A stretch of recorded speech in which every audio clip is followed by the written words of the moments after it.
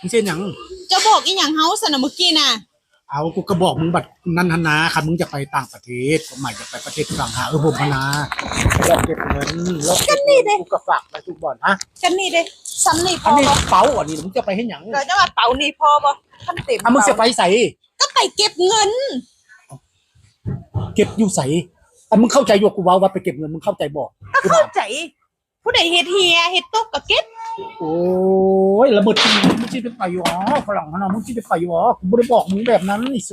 นเมื่อยังเหรอเอาเป็นหยังหั่นนะเจ้าเสียบหั่นนะเจ้าคือบ่ทอดจักเทื่อเป็นบาเซียนยังเหรอกูเสียบกูก็ทอดบ่ได้เสียบขาจากเทื่อโอ้ยเจ้าเสียบน่ะเสียบขาเอาไว้ค่อยละเมื่อยกับเจ้าเด้ไปเห็นมาแต่ไสสู้ลักเบิ่งลักซองบ่สู้หาเรื่องบ่กูเคยก็เห็นอยู่เจ้ามานอนพี่2 คืนแล้วค่อยเห็น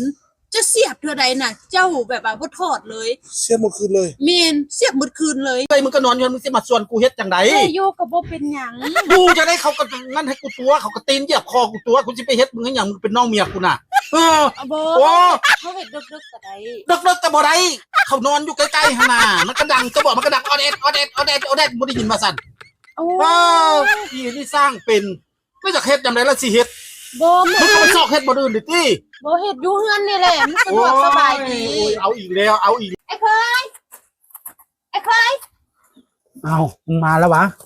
โอ้ยเอาไปล้างไว้เอาไปล้างให้กูละพักกันเอาปะไว้นี่มาเอาเคลียร์เอาอย่างมาให้กูนี่เคลียร์เพื่อเอามาเอาคันนาไปล้างให้กูนี่ไว้เด้กูเสียบแก้วเคลียร์ท่าไปนี่แก้วเคลียร์ท่าโอ้ได้หลายว่ะใครเด้ไอ้เคยซ้ำนี่พอบ่เอาไปล้างกูแม่เอาไปล้างกูก่อนล้างหมดบ่ล้างหมดเอาล้างให้กูก่อนไปคันนาเอาไปล้างมาก่อนมันสิเหม็นแมงวันสิตอมเอาไปล้างให้กู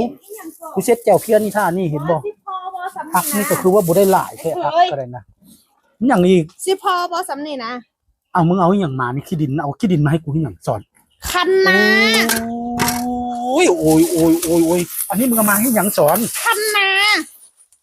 นาอยู่ให้นาไหนอุตส่าห์ไปขุดเอาอยู่นี่น่ะโอ้ยกูบ่ได้บอกที่ให้กูจะเหลือใจนะคุณมึงแล้วกันมันเรียกกูมึงเดี๋ยวนี้น่ะมึงสิกินเป็นหมามึงสิกินเป็นหมาถามเจ้ามื้อเช้านี่เด้เจ้าว่าสิกินคันนาเอาคันใหญ่ๆเด้อคันนามันอยู่น้ำงัวอยู่เครื่องในงัวมีคูคันนาตาเขิงมีเพี้ยมีย่อมีตับอยู่ในงัวขนาดอันนี้มึงเป็นบ้าวะมึงไปขุดเอาคันนาช่วงนะแล้วมึงเอามาให้หยังตายไหมเจ้ากินอ๋อมึงกินแล้วกูบอกกูดูมึงกินแล้วกูบอกกูดูสอนมึงกินเว้ยเอากินเว้ยกินขนาดนี้เนาะกูบอกเลยขนาดนี้เจ้าอยากกินได้ซะนะเจ้าก็กินเถอะแม่อันนี้มันขี้ดินจะไปกินจังไหนเจ้าบ่เอาคันใหญ่ๆเด้อเอาคูใหญ่ๆมันมีคูของมันคูคันนามันเป็นสีดำมีขนอยู่ทางในมันจุเปะพี่เปะตับนะเขาคูคันนาตาเขิงเขาเอามาเฮ็ดลาบไปแซ่มาจำเจลจำเพี้ยโอ้ยกูละทากินนะโซนก็ถามแล้วเด้เจ้าบ่เอาอันใหญ่ๆเด้อบ่เฮ็ดแม่มสุดสะดอกแม่เพี้ยกับบักแซ่บเพี้ยสดนะบ่กินแม่มใจให้แล้วกูนี่น่ะคิดหนักก็ได้นะบ้านมึงว่ามึงอย่ามึงเสียจังได๋มึงสิกินซ้ำมึงไปปิ้งแล้วมึงกินมีเฮ็ดให้เอ้ยมึงกินไปเฮ็ดให้เอ้ยมึงเจ้าก็กินแล้วแม่อุตส่าห์เอามาให้นี่นะมึงกินมึงกินเป็นหลายขี้ดินนะมึงกูจะกินคูคันนาก็คูคันนาโอ้กูสิเว้ากับมึงได้ดีกูสิเว้ากับคำใดของมึงดีสอนมึงแม่มันยังมาเถียงว่าคูคันนางัวมันอยู่ในงัวอยู่ในเครื่องในมันหุ้นไปแม่ไปไกลๆกูไปกูหิวข้าวแล้วกูจะคายได้นี่ไปกูสิไปซื้อเองเอาเงินมาคืนมาให้กู